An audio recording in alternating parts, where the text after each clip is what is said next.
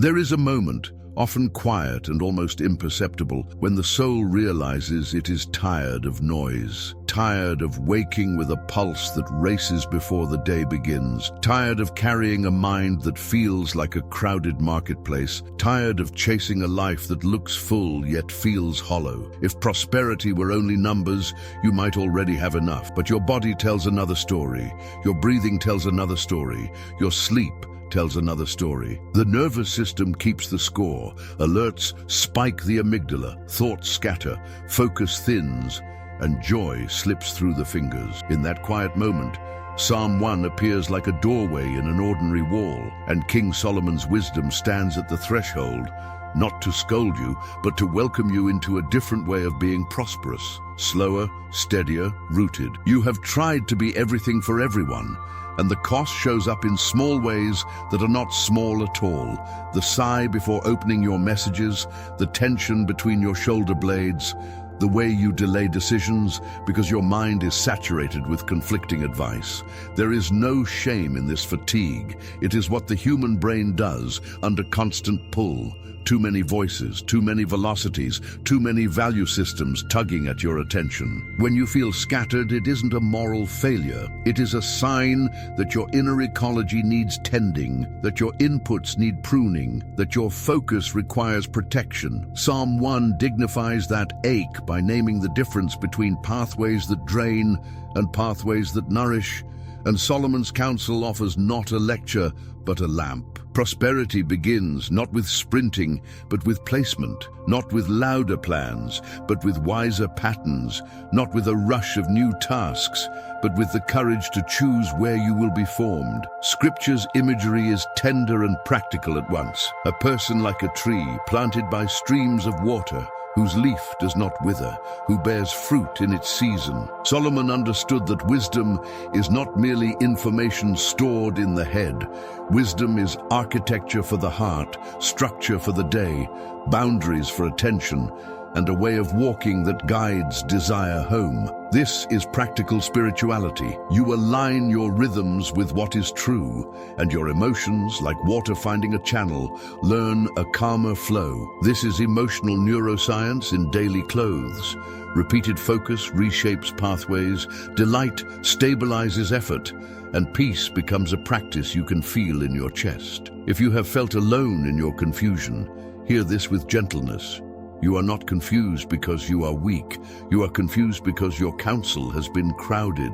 The brain is plastic, which means hope is alive, attention can be retrained, and delight can be relearned. When the noise softens, the prefrontal cortex, the part that plans, chooses, and integrates, comes back online, and your choices begin to carry weight again. Solomon would say it simply: walk with the wise and you become wise. Sit with mockers and you become mockery's echo. Psalm 1 says it with poetry. There is a gate you walk through, a path you take, a seat you occupy. The life you long for is shaped, often quietly, by the company you keep and the streams you drink from. Perhaps you have measured prosperity by speed, by volume, by visibility, and still felt fragile, as though a single gust could undo months of effort. There is a reason for that. And again, there is no blame in it. Your system can only run hot for so long before it turns brittle. What Psalm 1 offers is not a new hustle, but a new habitat. Imagine treating your attention as a garden rather than a mailbox. Imagine tending roots rather than chasing storms. Imagine giving yourself permission to need streams that do not depend on luck or applause. Prosperity that lasts is prosperity with weight, and weight is built through quiet repetitions that shape character and calm the nervous system. Counsel curated, practice delighted in, placement chosen, seasons respected, substance tested. You might be wondering whether this gentler path can actually change anything concrete: your work, your relationships, your finances. The answer, offered without hype, is that inner order eventually becomes outer order, just as a river patiently carves a valley. When you choose what speaks into your mind, your decisions sharpen. When you meditate with delight rather than obligation, your motivation becomes steadier. When you plant your life near steady streams, wise people, nourishing learning, restorative rest. Your energy ceases to spike and crash and begins to flow. The body softens its grip, the breath deepens, and the space between stimulus and response grows wide enough to choose well. This is not magic. This is the nervous system learning safety, the heart learning trust, and the will learning consistency. I want you to feel seen here. The constant checking, the small resentments, the late-night bargaining with yourself, the pressure to keep up an image that feels heavier by the week. I see the moments when you laugh on cue while your chest stays tight, when you cross another item off the list and immediately feel behind again. None of this disqualifies you from wisdom. It prepares you for it. The ache you carry is not proof that you have failed. It is the signal that you are ready to be planted. Solomon's path honors your humanity. It does not demand spectacle, only sincerity. It asks you to choose streams over storms, roots over noise, substance over display. As we enter Psalm 1 together, allow your body to arrive first. Feel your feet on the floor, relax the tongue from the roof of the mouth. Let the shoulders descend as if laying down a full backpack at day's end. Breathe slowly and feel the breath move the story inside you from frantic to focused. You do not have to force anything. You do not have to prove anything. You are not late. You are simply standing at a gate where counsel shapes steps, where delight guides discipline, where placement nourishes patience, and where seasons protect you from hurry. This is where the secret of prosperity begins. Not with what you can seize today, but with what you are willing to plant and water, again and again, until fruit arrives in its time. Before we move forward, consider a gentle question, not to accuse you, but to awaken you. If prosperity were less about running and more about where you are planted, what would you change first? The voices you let in, the practices you return to, the streams you sit beside, or the timing you trust? Let your answer be simple. Let it be honest. Let it be the first root. There comes a season when we begin to notice how much our steps resemble the voices we keep near. Not all at once, not in dramatic turns, but in the small permissions that accumulate across ordinary days. A suggestion becomes a trial step. A trial step becomes a pattern becomes a place we sit and call home. Counsel becomes a path becomes a seat. What felt like a harmless scroll begins to tilt your decisions. What sounded like a clever joke begins to color your tone. What appeared to be neutral company begins to shape your courage. You are not defective for being shaped. You are human. Your nervous system is porous. Your attention is tender. Your heart learns by contact. The body tells the story long before the mind admits it. After certain conversations, your shoulders rise and stay there. After others, your breath deepens and your thoughts fall into order. This is not superstition. It is how the brain keeps you safe. When voices arrive with chaos, the inner alarms ring and your thinking narrows. When voices arrive with wisdom, alarms settle and spacious thinking returns. Environments train reflexes. Proximity tutors desire. The company you keep becomes a quiet rehearsal for the choices you will make when pressure comes. You do not have to force this to be true. It simply is, as steady as gravity. Solomon understood this long before we learned to name networks and synapses. He carried a clear conviction that companionship crafts character and that wisdom is contagious in the same way cynicism is contagious. Sit near those who love clarity, and you begin to prefer clarity. Walk with those who prize integrity, and your own decisions gain weight. Absorb the humor of the careless, and without noticing, you begin to echo its posture. None of this arrives as a verdict against you. It arrives as permission to treat influence as a sacred resource. Your future is not only what you intend, your future is also what you allow near.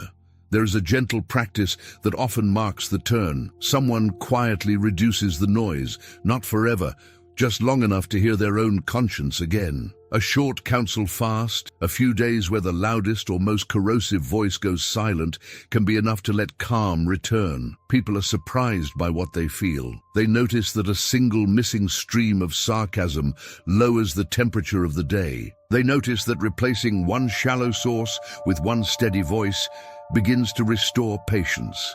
They often realize they were never failing at focus. They were simply outnumbered. Attention thrives when it is not constantly outvoted. Picture a city with ancient walls and sturdy gates. The city is your inner life. The gates are the thresholds where counsel enters. Most days the guards grow tired, and when the guards grow tired, everything gets in. Gossip wanders through like a street vendor. Envy pushes a cart down the main road.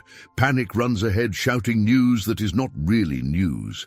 But then a different day arrives. The guards wake. The gates are honored. The city remembers that not every visitor deserves a key. The market quiets. The streets clear. A teacher walks in and opens a map. A craftsman enters and strengthens a beam that had begun to bow. The wind still blows across the roofs, yet the city holds. What changed is simple. Permission changed. In moments like this, the soul begins to distinguish between entertaining and nourishing. Entertaining feeds the appetite for a moment. Nourishing feeds the future for a season. Entertaining can leave you lighter, even giddy, but also strangely hollow. Nourishing leaves you quiet and strong, as if the floor beneath your feet gained thickness. The brain learns this difference by repetition. Calm counsel rehearsed again and again becomes a path the mind prefers. With time, that path becomes a seat, a place of identity you return to without effort. The person who once reached for impulse begins to reach for wisdom. The person who once bent toward sarcasm begins to lean toward clarity. The shift is not cosmetic, it is structural. There is also a kind of relief that appears when we honor this hidden gate. Decisions stop feeling impossible. Options stop multiplying into a maze. You notice that your day has a moral center again. It is not that you know everything. It is that you know who you want near when you do not know. Your focus begins to conserve energy. Your emotions begin to trust your judgment. Your body learns the sensation of safety, and in that safety, creativity returns. You begin to prefer steady streams to sudden storms. You begin to choose conversations that leave you thoughtful and clean, rather than loud and thin. You begin to recognize that counsel is not content. Counsel is climate, and climate grows fruit. If this sounds simple, it is because truth often is. Simple does not mean easy. Simple means elemental. Gates, paths, seats, voices, steps, identity. The move from scattered to rooted does not require a spectacle. It requires honesty about what enters the gates and tenderness toward a mind that has been asked to run hot for too long. When counsel is curated, pace finds mercy. When counsel is curated, peace grows practical. When counsel is curated, prosperity begins to carry weight, not only in the bank account, but in the soul that must carry the life success builds. Let the closing image of this chapter linger like a hand on your back. A gate that once swung wide now moves with intention. A path that once wandered now remembers its destination. A seat that once went to the highest bidder now waits for the one who has earned trust. As the day continues, notice what your body tells you after each voice passes through. Notice the warmth after wisdom speaks. Notice the drain after vanity speaks. Notice, and let the noticing be enough for today. If prosperity begins at the gate, and if counsel becomes a path, and if a path becomes a seat, what kind of city do you want your inner life to become? There are days when you can feel the difference between reading and being changed. The eyes move across the page, yet nothing rearranges on the inside. The mind collects lines, the heart remains unmoved, the body stays tense. It is not a failure of effort. It is the simple truth that growth begins underground. Fruit waits for roots, and roots come alive when delight begins to breathe through the words. When the soul finds a phrase that tastes like water after heat, repetition stops feeling like work and begins to feel like nourishment. The nervous system understands delight in a language older than words. When something is savored, the breath lengthens, the shoulders soften, attention gathers itself without strain. The alarms that scatter focus grow quiet. The part of the mind that plans and chooses returns to the table. This is not magic. This is how a safe rhythm heals a hurried one. Delight steadies discipline. Desire learns to stay. What once felt like duty begins to feel like home. Solomon knew that wisdom does not conquer the heart by force.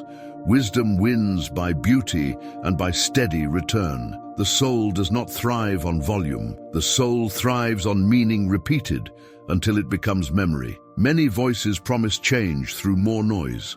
Psalm 1 answers with a quieter promise.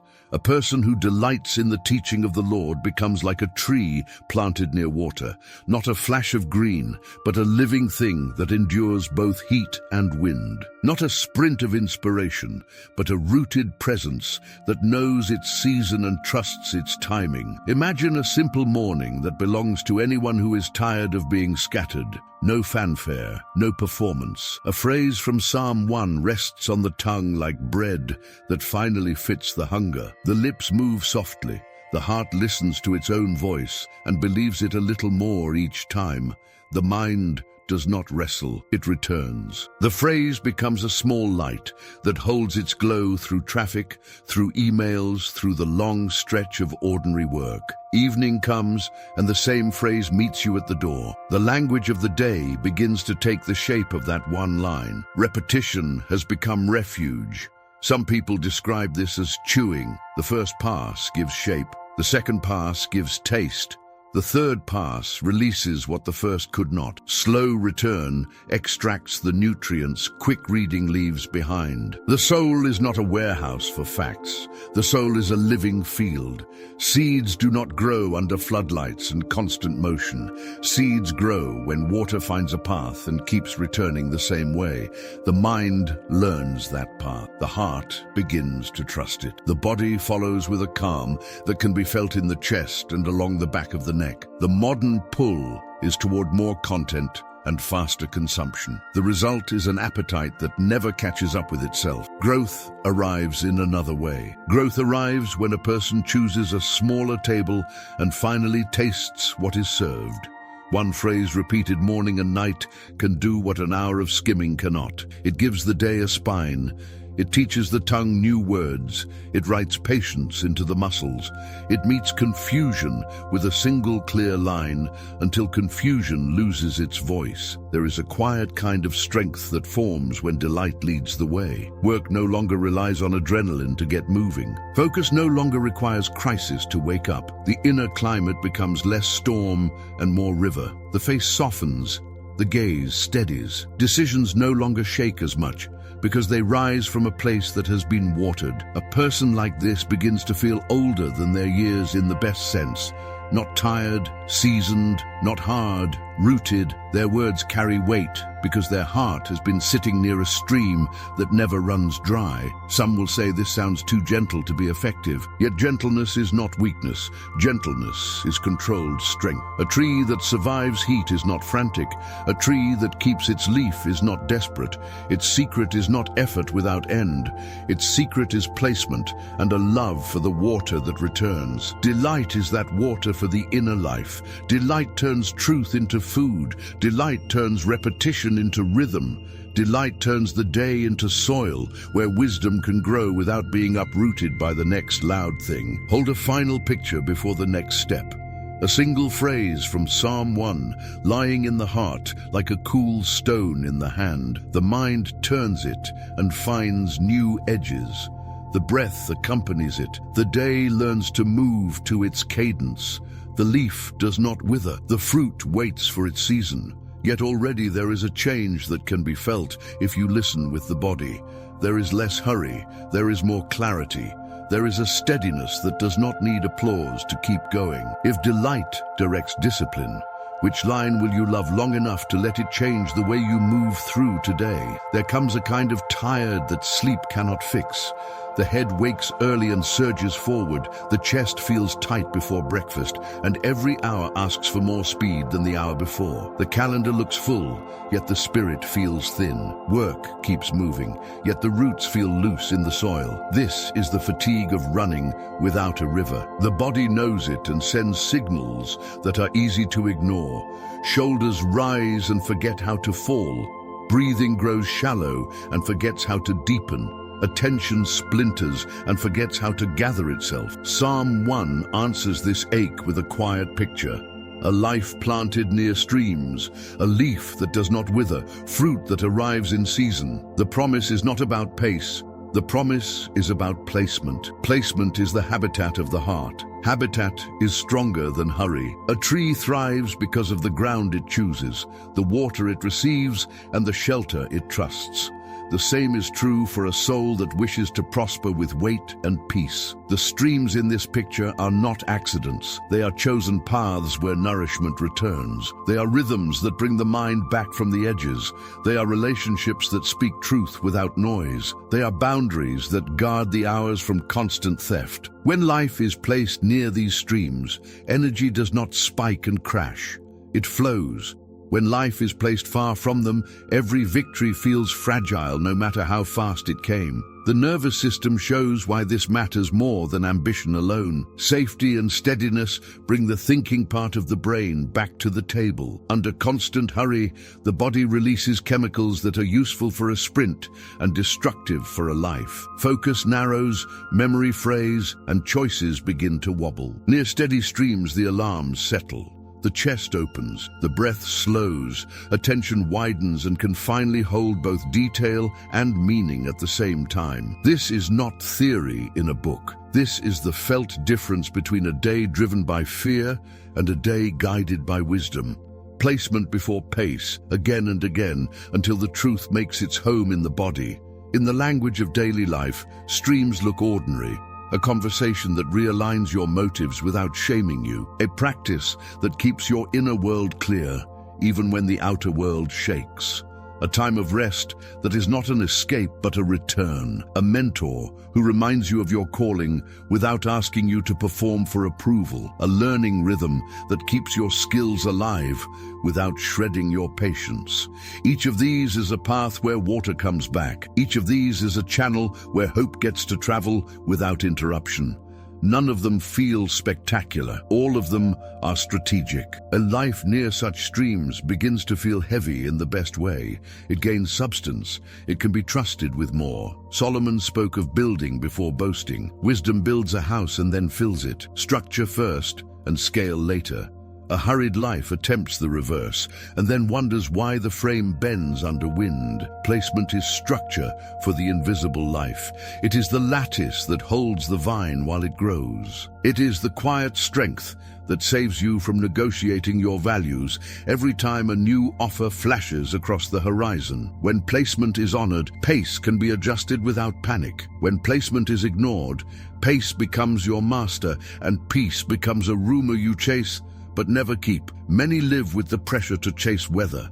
The forecast says a storm is coming, and so they run to meet it, hoping rain will fall where they stand. This works once and fails 10 times. The soul becomes addicted to surprises and allergic to steady care. The leaf looks green for a moment and then dries in the heat. The alternative is humbler and wiser. Dig channels to a dependable stream. This sounds slow because it is slow. It is also how orchards outlive trends. The person planted near steady sources of counsel and rest does not have to manufacture drama just to feel alive. Their aliveness is not a reaction. It is a root. There is a gentle grief that arises when we admit how long we have lived far from water. It is important to let that grief have its voice, not to accuse, but to honor the cost. You remember mornings that began with panic and nights that ended with exhaustion. You remember decisions that belonged to fear rather than conviction. You remember seasons where a single harsh comment could unravel your resolve. This grief is not a sign that you have failed. It is a sign that you are telling the truth. When truth is spoken, thirst becomes clear. When thirst is clear, placement becomes possible. The body relaxes at the thought, and that relaxation is already part of the healing. Listen to the humble proofs of a life that has found its streams. The mind no longer requires a crisis to focus. The heart no longer requires applause to keep moving. Work keeps its shape even when plans change. Rest restores rather than numbs. Relationships begin to feel like shelter rather than tests. You notice a strength that does not need to be loud. You notice a courage that does not need to be reckless. You notice that good news no longer throws you into frenzy, and bad news no longer erases your center. This steadiness is not stubbornness. It is hydration. You are near water and it shows. The image remains simple and true. A tree that does not chase clouds, a river that does not advertise, roots that travel farther than anyone can see, fruit that arrives when it is ready and not a day before. You may still work hard. You may still move quickly when the moment calls for it. Yet the source of your strength is no longer the rush. The source is the stream. The secret is not more sprint. The secret is wiser soil, placement over pace, once more for the heart that fears it will fall behind. Placement over pace until the words become a calm you can feel in your spine and a clarity you can hear in your own voice. Carry one question as this chapter settles. If your life were a field, and if water traveled along the same channels every day, where would those channels be, and which of them has been dry for too long? There is a quiet ache that rises when results lag behind effort. You do the work and the field still looks bare. You pour in the hours and the account barely moves. The mind begins to whisper that something must be wrong with you. The chest tightens, the jaw holds, and sleep turns thin. Yet nature keeps telling a different story. Fruit is honest about time.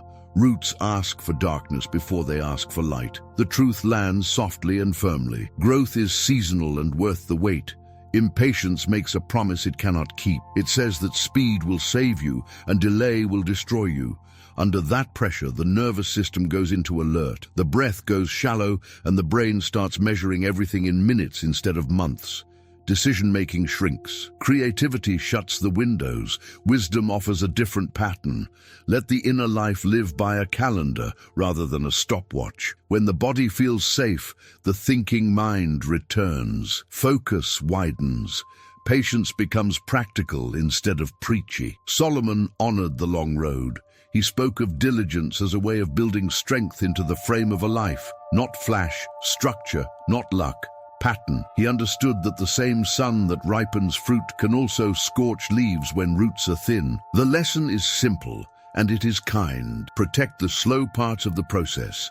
Respect the hidden work that no one claps for. Refuse the panic that mistakes silence for failure. The tree in the first psalm does not fear the heat because its placement and its rhythms protect it. What looks like waiting is actually working underground. Many stories of collapse begin with a hurry that would not listen. A young field is forced to carry harvest weight before the branches can hold it. The outcome is predictable. Early applause followed by quiet regret. There is another way that looks unimpressive at first and then becomes beautiful. Effort measured in seasons. Fidelity measured in weeks that add up. The person who lives by this calendar stops judging a day as if a day were a verdict. The weather can change, and the work keeps meaning. There is a wisdom in setting horizons that your heart can breathe inside. 90 days is a scale the human spirit can feel. A quarter of a year holds enough time for real change, and not so much time that hope dissolves. Over that span, you can mark the simple phases that every living thing knows. Sowing feels like trust in advance and often looks like repetition without glamour. Weeding clears space and makes room for good things to grow straight. Watering nourishes what already exists and keeps it from quitting under heat. Harvest arrives when the field is ready, and not when anxiety demands a photo. Emotional life follows this same cadence. In one stretch, your work is to plant clear thoughts that counter old narratives. In another stretch, the work is to remove the small daily habits that choke growth. Then comes the time when nourishment needs to be consistent and kind, so that resilience can take root. Finally, there are weeks when the fruit is visible and must be gathered without self-sabotage. None of these phases prove that the others failed. Each phase proves that the whole is moving. When the soul accepts seasonality, the body relaxes. The shoulders slowly return to their natural place. The breath lengthens and carries a sense of enoughness that cannot be faked. The mind stops treating every delay as danger. Patience turns from a rule into a release. The prefrontal parts of the brain that integrate goals and values begin to steer again. Choices line up with convictions. The heart finds a slower drum that still moves everything forward. Envy loses power in this atmosphere. Comparison is loudest when we forget seasons. You look at someone else's harvest and forget their winter. You look at your own winter and forget your spring. The calendar of fruit restores perspective. You begin to notice what is actually happening in your field, rather than imagining what is happening in everyone else's. Quiet milestones start to matter. The return of calm in the morning matters. The stronger boundary around rest matters. The steadier tone in hard conversations matters. These are green shoots, and they are signs of life. There is an old book farmers kept that carried both wisdom and weather. It remembered patterns. It respected forces beyond control while still calling for skill and effort. Life with God often feels like that. You read the sky and you read your heart. You notice where you are in the pattern and you give that phase the dignity it deserves.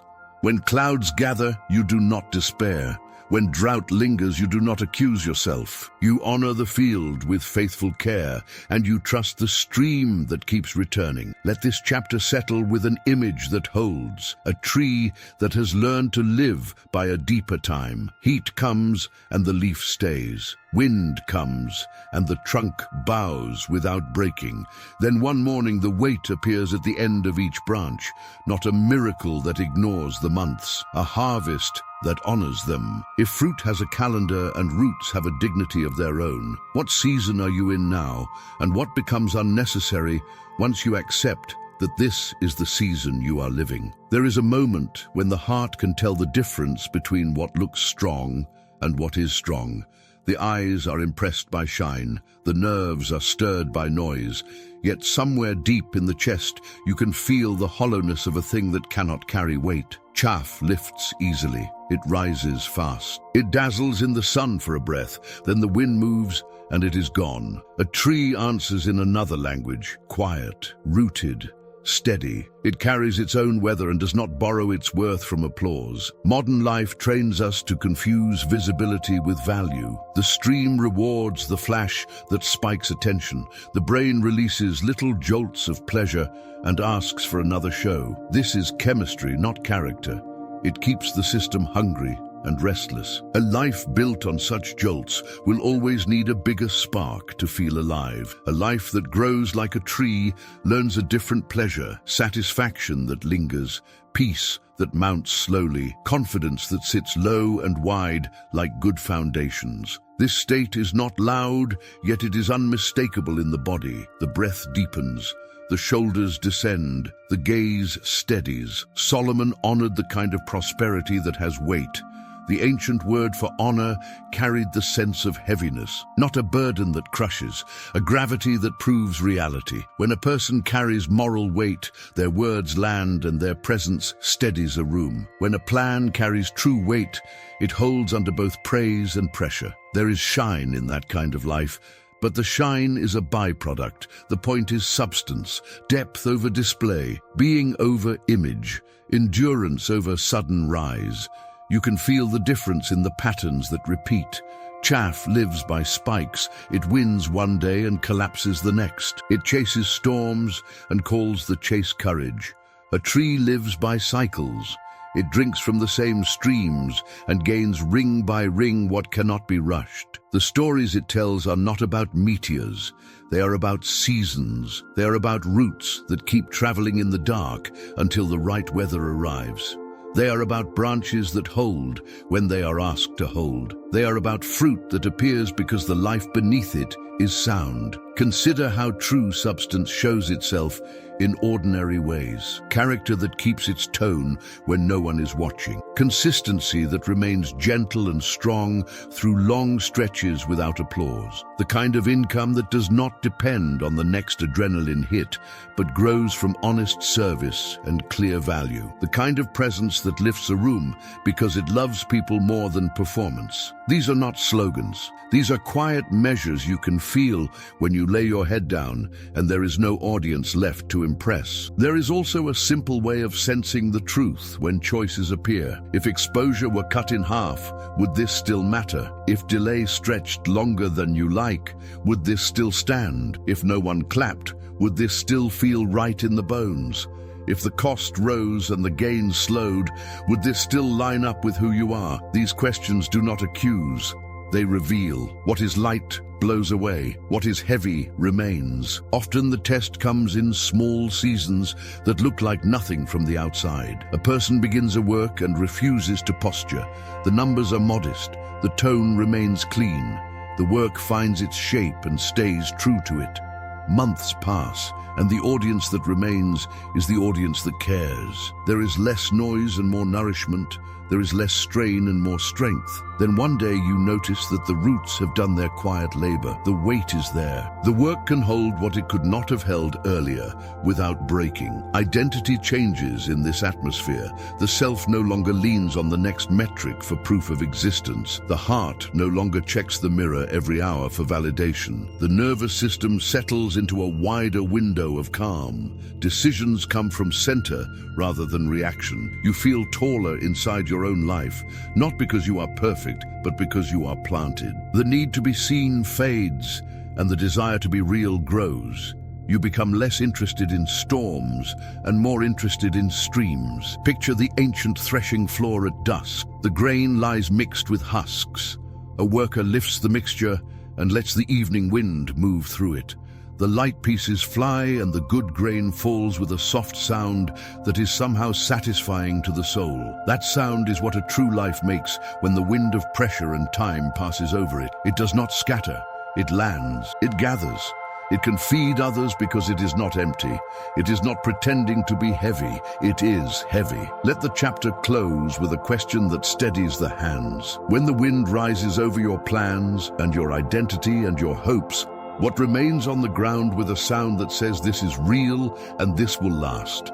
There was a valley where rain loved to visit and where wind loved to test what grew. On one side, a planter chased clouds across the ridges, always scanning the horizon for a storm that might break the drought in one great spectacle. On the other side, another planter worked with quieter hours. No race, no shouting at the sky, hands in the soil, trenches traced with patient lines until a small stream could find its way to thirsty roots. Both fields hoped for life. Only one learned to carry a season without begging for a miracle. The storm chaser moved fast and often looked brilliant. When thunder sounded, seeds flew from the bag like confetti and tiny greens burst up, fragile and bright. The valley noticed and applauded. The rush felt like relief. The nervous system lit up with sparks, and the heart believed that this time the rain would stay. But storms move with their own mind. The clouds passed on, and the ground cooled too quickly. By afternoon, the plants bent. By night, they lay flat. The field that had seemed alive was only loud.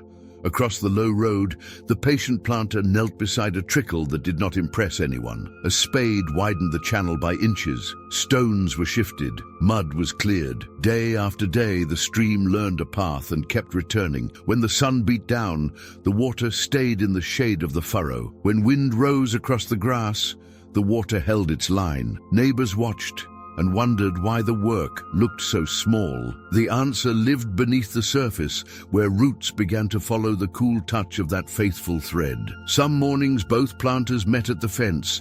The storm chaser spoke of forecasts and how the big one was surely coming. The patient planter spoke of placement and how the small stream was already enough to keep one row alive.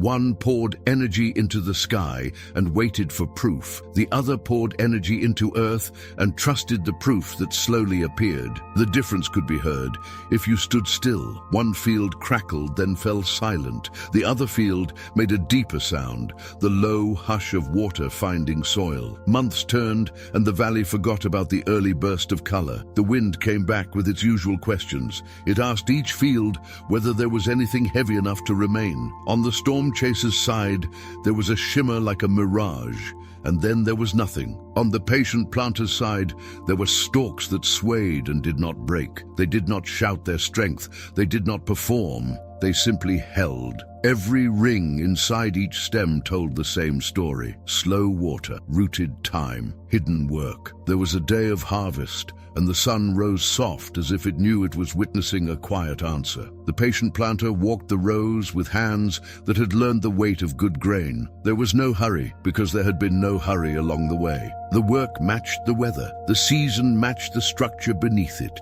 Even the birds seemed to understand.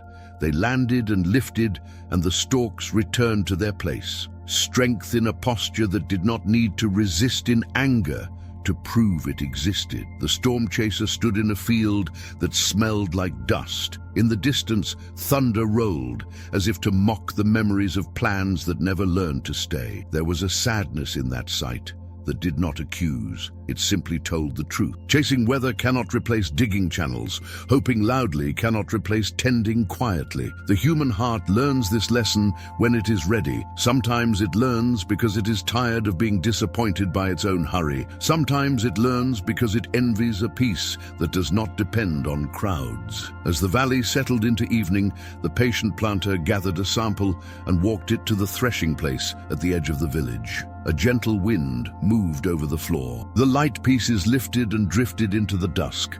The grain fell with that soft sound that speaks to the body, the sound of something that can carry a winter, the sound of something that can feed more than one household, the sound of a life that has chosen streams over storms and roots over display. This story is not about two people far away. It is about the two impulses that live inside one life. One part wants the sky to change first. One part is willing to carve a path in the soil. One part loves applause before roots. One part loves roots before fruit. Both parts have their reasons. Only one part leaves a weight in the hand when the wind visits. Only one part keeps its leaf when heat returns. Let the question rise from the ground rather than fall from the sky. When your valley feels dry and the wind begins to test what you have built, which planter in you will you let lead the way, and which sound will your life make when the evening breeze passes over your field? There is a week that feels like a lattice for the heart. A simple frame that helps a fragile vine remember how to climb. It does not demand perfection. It asks for honest days that rhyme with wisdom. By the end of such a week, the body knows the difference. The breath moves easier. The mind trusts itself again. The soul remembers water. The first day carries a gentle sorting. Voices that have been loud step back, and the ones that make the chest feel clean step forward. The room inside grows quieter, and the edges of thought become clear. It feels like opening windows after a long winter and noticing the air has weight again. The second day holds a single line like bread that fits the hunger. Morning meets the phrase, and evening welcomes it back. The words do not try to impress, they try to stay. Repetition returns as nourishment, and the nervous system learns a calmer drum. Delight does what pressure could not do. The third day draws a small map of water, not a complicated diagram, only the dependable streams where strength returns. A conversation that tells the truth without noise. A rhythm of learning that keeps skill alive. A stretch of rest that restores rather than numbs. A mentor who steadies vision. A quiet with God that does not perform. The map is humble and the effect is large.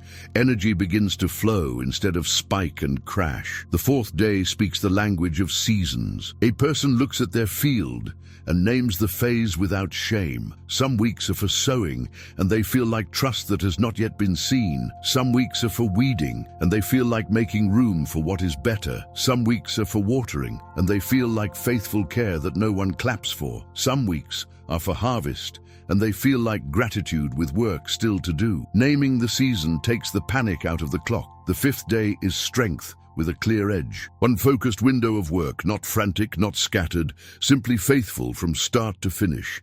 This hour and a half carries a surprising purity. The mind stops negotiating.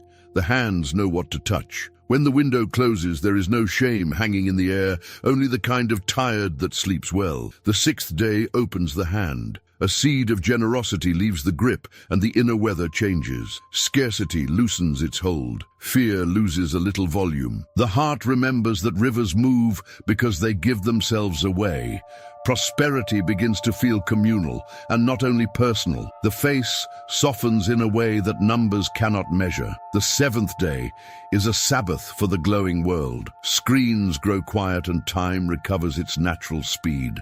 The senses line up with the day as it actually is. Food tastes like itself. Silence gains a voice. The soul hears again the steady sound from Psalm 1. The hush of a stream that never needed to shout to prove its strength. By dusk of the seventh day, the trellis has done its simple work. Counsel feels cleaner. Meditation tastes sweeter. Placement holds. Season brings patience. Substance gains weight. None of this announces itself with spectacle. It settles in the chest like good gravity. If a week can shape a life one honest day at a time, which part of this trellis already calls your name? And where does your body feel lighter at the thought of beginning there? There is a softness that arrives when truth has done its work without shouting. The shoulders lower by a small degree. The breath feels like a friend again. The mind stands in a larger room. In that room, prosperity stops sounding like a chase and starts sounding like a life. Not louder, truer, not faster. Rooted. The journey has been quiet and exacting. Counsel became a path, and a path became a seat. Environment shaped reflexes, and proximity tutored desire. When the noise eased, the thinking parts of the brain returned to the table, and steadiness found a voice. There was no accusation in this, only permission to keep what is clean and to release what is corrosive. Delight stepped forward and turned duty into nourishment. A single line from Psalm 1 began to taste like water after heat. Repetition changed texture, and the body recognized safety. Attention stopped sprinting and learned to gather itself without force. The soul discovered that beauty is a stronger teacher than pressure, and that love holds effort in place longer than fear ever could. Placement rose above pace, and the difference could be felt in the chest. The calendar no longer needed to bully the heart to keep moving. Streams replaced storms as the source of strength. Energy stopped spiking and started to flow. Wisdom built a frame that did not bend under ordinary winds. Work carried weight without demanding noise to prove it existed. Then the weather of time found its proper scale. Days no longer pretended to be verdicts. Seasons carried their honest names, and the body thanked them for it. Waiting lost its sting and became a workshop for roots. Effort found rest inside patience. A deeper clock began to tick, and it sounded like relief. Substance took its place where display once insisted. The heart learned the feel of weight that does not crush. Words landed, plans held. Presence steadied a room without performance. The imaginary hunger for applause grew quiet, and a quieter hunger for reality grew strong. Somewhere inside, the soul stood taller and did not need a mirror to know it. The two planters in one life finally spoke to each other without contempt. The storm chaser had stories, and the channel digger had fruit. Memory honored both, and then chose the stream, not as a command, as a recognition. Thirst prefers water that returns. Hope prefers roots that stay. Peace prefers a pace that the body can bless. You are not behind. You are not disqualified. You are not late to your own life. The gate stands open. The stream runs near. The calendar of fruit is already turning in your favor, because honesty always changes weather. What began as ache has become orientation. What began as confusion has become a map. Let one question rest in the chest as the light dims on this chapter. If prosperity begins where you are planted and grows through counsel and delight and placement and season and substance, what single shift carries the most weight for the life you are ready to live now?